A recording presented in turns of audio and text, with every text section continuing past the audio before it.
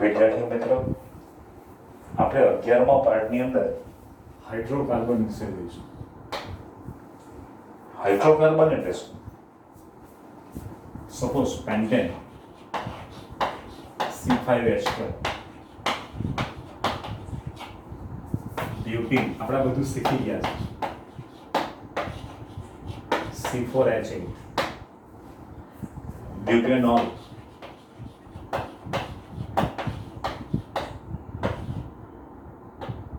C4H9OH, CH3, .CH2, .CH2, .CH2H, 2-butanol,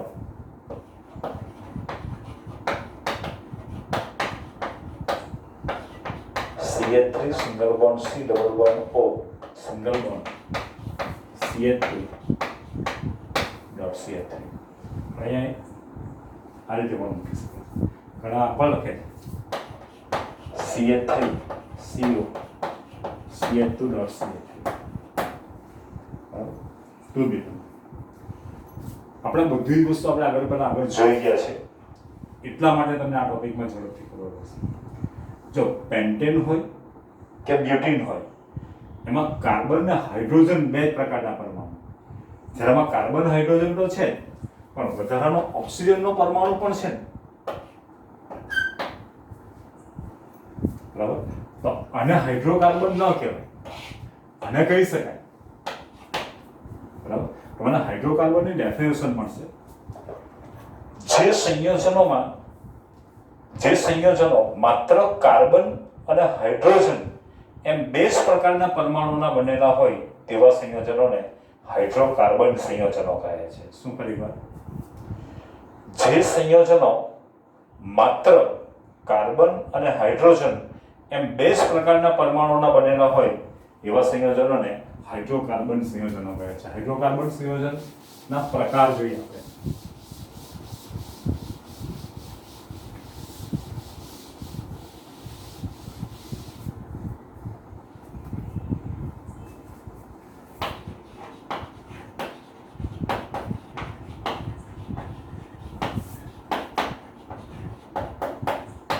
હાઇડ્રોકાર્બનના બે પ્રકાર છે.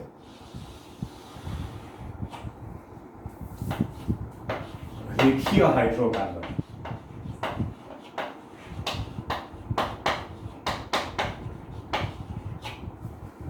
અને સક્રિય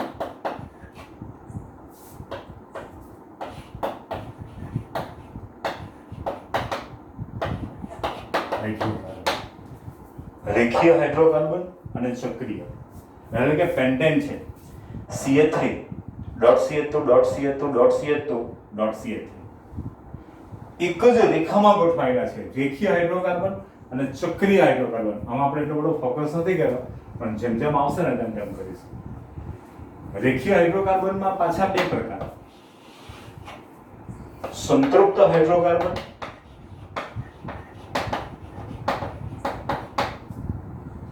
અને અસંતૃપ્ત hydrocarbon.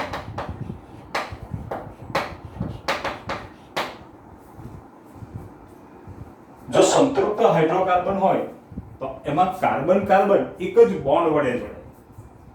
C, single bond C. સંતૃપ્ત હાઇડ્રોકાર્બન હોય તેમાં કાર્બન કાર્બન પરમાણુ એક જ બોન્ડ વડે જોડાય. જ્યારે અસંતૃપ્ત હાઇડ્રોકાર્બન હોય કે C, double bond C, otherwise C, triple bond C. બરાબર? જો સંતૃપ્ત હાઇડ્રોકાર્બન હોય તો એની અંદર 100% આલ્કેનનો સમાવેશ થાય. એની અંદર 100 આલ્કેનનો સમાવેશ થાય પણ આપણે એના પાછળ 3 પણ ભાગ કરી શકીએ.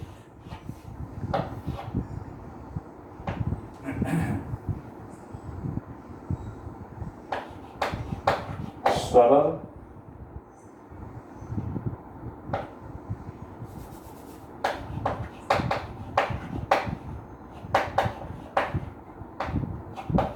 શૃંખલા વાળા હાઇડ્રોકાર્બન. સરળ શૃંખલા હાઇડ્રોકાર્બન એની અંદર આપણે આલ્કેનનો સમાવેશ કરી શકીએ.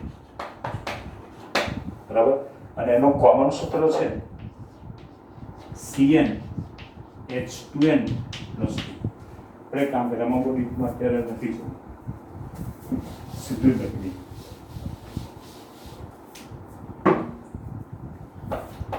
આની અંદર આલ્કેનનો સમાવેશ થાય અને આલ્કેનનું કોમન સૂત્ર છે CnH2n + 2, જ્યાં n is greater than or equal to 1. જ્યારે અસંતૃપ્ત હાઇડ્રોકાર્બનમાં પાસેના કાર્બન પરમાણુ જો સહસંયોજક દ્વિબંધ વડે જોડાય તો એને આલ્કીન કહેવાય, અને ત્રિબંધ વડે જોડાય તો એને આલ્કાઇન કહેવાય. બરાબર. C ડબલ બોન્ડ C, અહીં આવશે C ટ્રિપલ બોન્ડ C. આલ્કીનનું કોમન સૂત્ર CnH2n, જ્યાં n is greater than or equal to 2. આ CnH2n - 2, જ્યાં n is greater than or equal to 2. જ્યારે ચક્રીય વલયોવાળા હાઇડ્રોકાર્બન છે એના પાછા બે,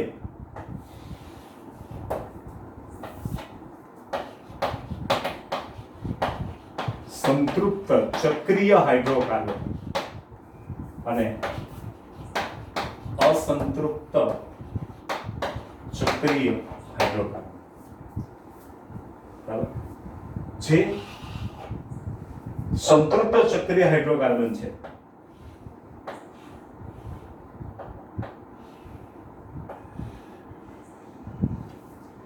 સાયક્લોપેન્ટેન,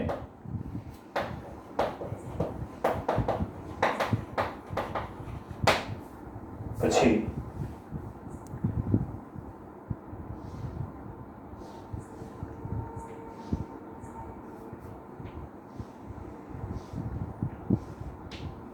સાયક્લોહેક્સેન,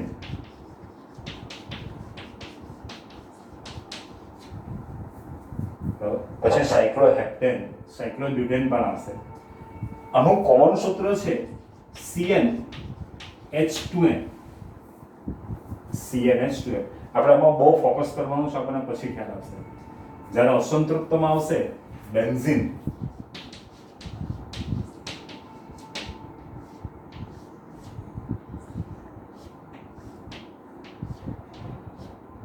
એકાંતરા દ્વિબંધ, ઘણા આમ પણ લખે છે.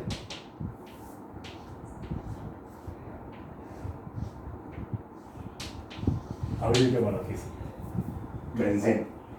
પછી નેપ્થેલિન,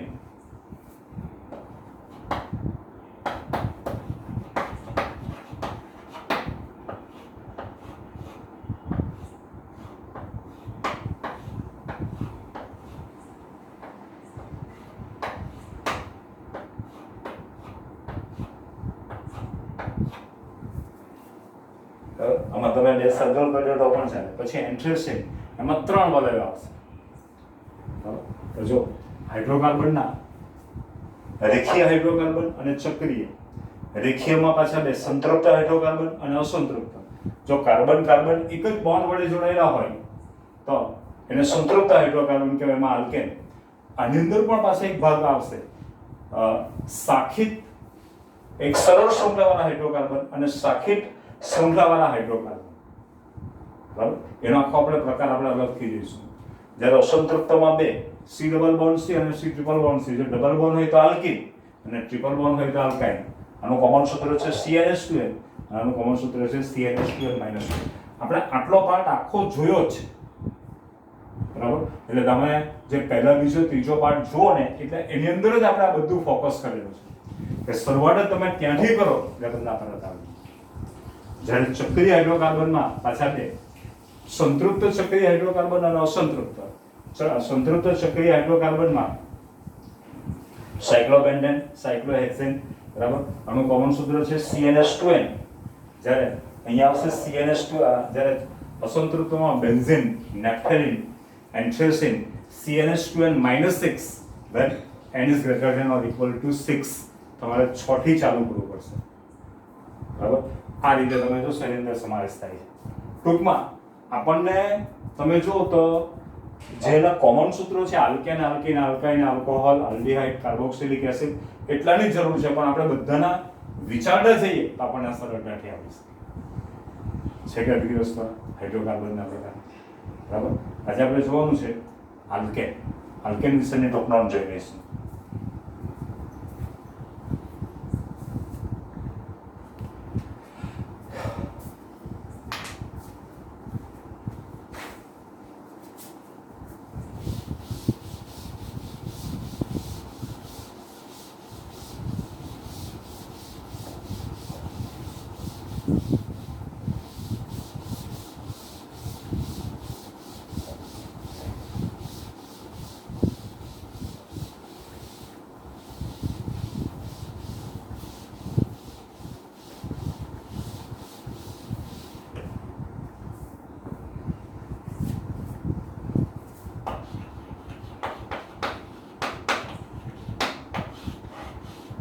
જો આલ્કેન હોય, આલ્કીન હોય, આલ્કાઇન હોય, આલ્કોહોલ હોય, આલ્ડીહાઇડ હોય, તમને કોઈ પણ ટૂંકનોન પૂછે તમારે આ એક સરખી પેટર્નથી બધી ટૂંકનોન છે.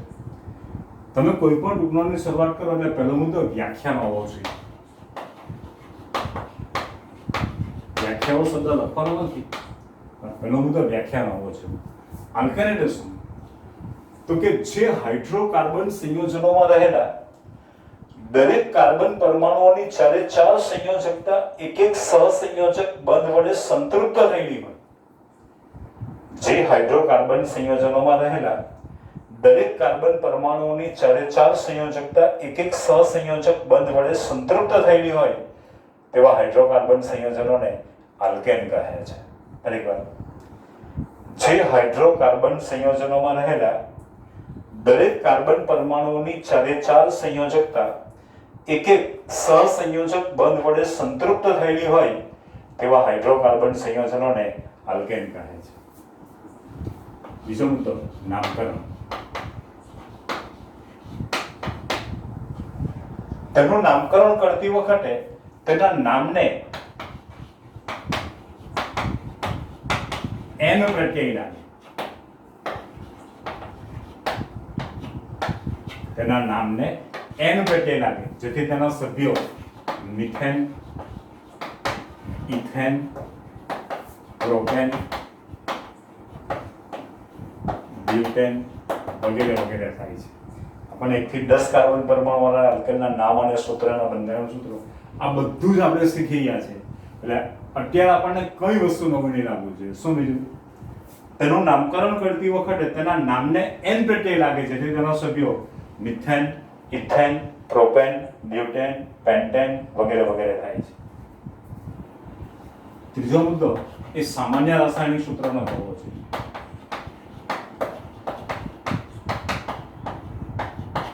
આ બધી એક સરખી કોમન મેથડ છે. તેનું સામાન્ય રાસાયણિક સૂત્ર CnH2n+2, જ્યાં n is greater than or equal to 1 અને n એ કાર્બન પરમાણુની સંખ્યા દર્શાવે અને n એ કાર્બન પરમાણુની સંખ્યા દર્શાવે. જેથી આપણે ઉદાહરણ લઈએ, જેથી 6 કાર્બન પરમાણુ વાળો આલ્કેન શું નામ થશે? હેક્ઝેન. નું સૂત્ર C6H 6 * 12 = 2 C6H14 અથવા તો CH3.CH2.CH2.CH2.CH2.CH3 બરાબર. ફરીવાર, આલ્કેનનું સામાન્ય રાસાયણિક સૂત્ર CnH2n+2, જ્યાં n is greater than or equal to 1 અને n એ કાર્બન પરમાણુની સંખ્યા દર્શાવે. જેથી મેં 6 લીધો, તમે 5 કરી નાખો. જેથી 5 કાર્બન પરમાણુ વાળા આલ્કેન પેન્ટેન નું સૂત્ર C5H12. બરાબર છે. જો આ ત્રણ મુદ્દા ક્રમમાં જવો છે: વ્યાખ્યા, નામકરણ અને સામાન્ય રાસાયણિક સૂત્ર. પછી ચોથો મુદ્દો છે સમાનધર્મી શ્રેણી.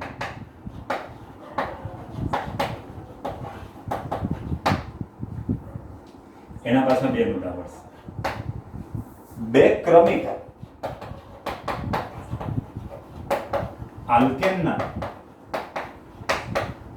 આણ્વીય સૂત્ર વચ્ચેનો તફાવત,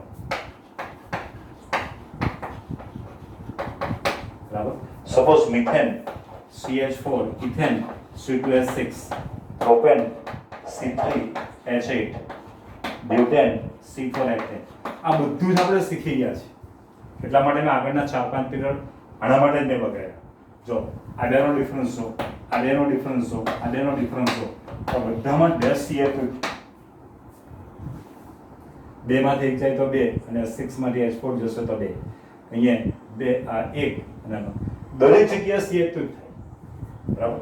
બે ક્રમિક આલ્કેનના આણ્વીય સૂત્ર વચ્ચેનો તફાવત ડેશ CH2 છે અને બે ક્રમિક આલ્કેનના આણ્વીય દળ વચ્ચેનો તફાવત કાર્બનનો 12 હાઇડ્રોજનનો 1 એટલે 14 યુનિટ છે, જેથી તે સમાનધર્મી શ્રેણીનું સભ્ય છે. કોઈ પણ ટૂંકનોટની અંદર આ 4 મુદ્દા ક્યારેય બદલવાના નહીં. પહેલો વ્યાખ્યાનો, બીજો નામકરણનો, બીજો સામાન્ય રાસાયણિક સૂત્રનો, સમાનધર્મી શ્રેણીમાં 2 મુદ્દા પાછા, બરાબર. એટલે 3 ને 2 5 મુદ્દા તમારે કમ્પ્લીટ થઈ ગયા. શું ફરી વાર બે ક્રમિક આલ્કેનના આણ્વીય સૂત્ર વચ્ચેનો તફાવત ડેશ CH2 છે અને બે ક્રમિક આલ્કેનના આણ્વીય દળ વચ્ચેનો તફાવત 14 યુનિટ હોવાથી તે સમાનધર્મી શ્રેણીનું સભ્ય છે. કારણ કે કાર્બનનો પરમાણ્વીય દળ 12 અને હાઇડ્રોજનનો 1 એટલે 14 થવાનો, બરાબર. Alkane, alkene, આલ્કાહીન, alkyne, aldehyde, carboxylic acid, alcohol બધા સમાનધર્મી શ્રેણીના સભ્યો. એની આપણે બે માં નોંધ પણ અલગથી જોઈશું. ચાલો હવે જોજો, થોડું વધારાનું ઉમેરીશું. 1 થી 4 કાર્બન પરમાણુ વાળા આલ્કેન સામાન્ય તાપમાને વાયુ સ્વરૂપે 1 થી 4 કાર્બન પરમાણુ વાળા આલ્કેન સામાન્ય તાપમાને વાયુ સ્વરૂપે હોય. 5 કાર્બન પરમાણુ વાળો આલ્કેન સામાન્ય તાપમાને વાયુ કે પ્રવાહી સ્વરૂપે હોય. આ અવસ્થા બદલે છે. ઘણા 5 અને 6 પણ લખે છે, આપણે 5 જ યાદ રાખીએ. 5 કાર્બન પરમાણુ વાળો આલ્કેન પેન્ટેન એ સામાન્ય તાપમાને વાયુ કે પ્રવાહી સ્વરૂપે હોય છે. પછી 6 થી 17 કાર્બન પરમાણુ વાળા આલ્કેન સામાન્ય તાપમાને પ્રવાહી સ્વરૂપે હોય અને 18 કે તેથી વધુ કાર્બન પરમાણુ વાળા આલ્કેન સામાન્ય તાપમાને ઘન સ્વરૂપે હોય. બરાબર. આલ્કેનમાંથી હાઇડ્રોજનના પરમાણુનું વિસ્થાપન જુદા જુદા ક્રિયાશીલ સમૂહો વડે કરી જુદા જુદા કાર્બનિક સંયોજનો મેળવી શકાય છે. સપોઝ આ છે ethane, H H H H H H. હું હાઇડ્રોજનનું વિસ્થાપન ક્લોરીન વડે કરું તો ક્લોરોઇથેન કહેવાય. અહીંયા 2 વડે કરો તો ડાયક્લોરોઇથેન. આ તમને નામકરણ આવશે કે આ તો આપણે ખાલી ક્લોરીન કરે છે, ફ્લોરિનનો ફ્લોરોઇથેન, બરાબર. જુદા જુદા પરમાણુ કે પરમાણુ સમૂહ વડે કરી શકીએ. આલ્કેનમાંથી હાઇડ્રોજનના પરમાણુનું વિસ્થાપન જુદા જુદા ક્રિયાશીલ સમૂહો વડે કરી જુદા જુદા કાર્બનિક સંયોજનો મેળવી શકાય અને આલ્કેનનો ઉપયોગ ઉત્તમ બળતણ તરીકે થાય છે. આલ્કેનનો ઉપયોગ ઉત્તમ બળતણ તરીકે થાય છે. અહીંયા સુધી તમને ખ્યાલ આવી ગયો? ચલો ફરી વાર આખી ટૂંકમાં જોઈ લઈએ. આખી ટૂંકમાં જોઈ લઈએ. ચાલો પહેલાં હું તો વ્યાખ્યાનો જરા ધીમે ધીમે બોલું છું, જરૂર હોય તો નોટ કરી લઈએ. જે હાઇડ્રોકાર્બન સંયોજનોમાં રહેલા દરેક કાર્બન પરમાણુઓની 4 સંયોજકતા એક સહસંયોજક બંધ વડે સંતૃપ્ત થયેલી હોય તેવા હાઇડ્રોકાર્બન સંયોજનોને સંતૃપ્ત હાઇડ્રોકાર્બન અથવા તો આલ્કેન કહે છે. જે આલ્કેનની વ્યાખ્યા છે એ સંતૃપ્ત હાઇડ્રોકાર્બનની વ્યાખ્યા, જે સંતૃપ્ત હાઇડ્રોકાર્બનની વ્યાખ્યા છે એ જ આલ્કેનની વ્યાખ્યા. શું ફરી વાર? જે હાઇડ્રોકાર્બન સંયોજનોમાં રહેલા દરેક કાર્બન પરમાણુઓની 4 સંયોજકતા એક સહસંયોજક બંધ વડે સંતૃપ્ત થયેલી હોય તેવા હાઇડ્રોકાર્બન સંયોજનોને આલ્કેન કહે છે. બીજો મુદ્દો, તેનું નામકરણ કરતી વખતે તેના નામને એન પ્રત્યય લાગે જેથી તેના સભ્યો મિથેન, ઇથેન, પ્રોપેન, બ્યુટેન વગેરે વગેરે થાય છે. તેનું સામાન્ય રાસાયણિક સૂત્ર CnH2n+2 જ્યાં n is greater than or equal to 1 અને n એ કાર્બન પરમાણુની સંખ્યા દર્શાવે. જેથી 6 કાર્બન પરમાણુ વાળો ચાલો આપણે બદલી નાખીએ. જેથી 10 કાર્બન પરમાણુ વાળો આલ્કેન ડિકેન નું સૂત્ર C10H22 થાય છે. બે ક્રમિક આલ્કેનના આણ્વીય સૂત્ર વચ્ચેનો તફાવત ડેશ હેતુ છે અને બે ક્રમિક આલ્કેનના આણ્વીય દળ વચ્ચેનો તફાવત 14 યુનિટ હોવાથી તે સમાન ગરમી શ્રેણીનું શક્ય છે. બરાબર. 1 થી 4 કાર્બન પરમાણુ વાળા આલ્કેન સામાન્ય તાપમાને વાયુ સ્વરૂપે હોય, 5 કાર્બન પરમાણુ વાળા આલ્કેન સામાન્ય તાપમાને વાયુ કે પ્રવાહી સ્વરૂપે હોય, 6 થી 17 કાર્બન પરમાણુ વાળા આલ્કેન સામાન્ય તાપમાને પ્રવાહી સ્વરૂપે હોય અને 18 કે તેથી વધુ કાર્બન પરમાણુ વાળા આલ્કેન સામાન્ય તાપમાને ઘન સ્વરૂપે. આલ્કેનમાંથી હાઇડ્રોજનના પરમાણુનું વિસ્થાપન જુદા જુદા ક્રિયાશીલ સમૂહો વડે કરી જુદા જુદા કાર્બનિક સંયોજનો મેળવી શકાય છે અને આલ્કેનનો ઉપયોગ ઉત્તમ બળતણ તરીકે થાય છે. બરાબર. તમે કોઈ પણ ઉપનામ જુઓ તો આ જે પહેલા 1, 2, 3 અને 4 આમાં બે મુદ્દા છે, બધામાં કોમન બાબત છે અને બાકીનું તમારું ઉમેરી લેવાનું. હવે તમે જો આના પર આલ્કીન અને આલ્કાઇનના મુદ્દા જોઈશ તો તમને આપોઆપ ખ્યાલ આવી જશે. રાઈટ.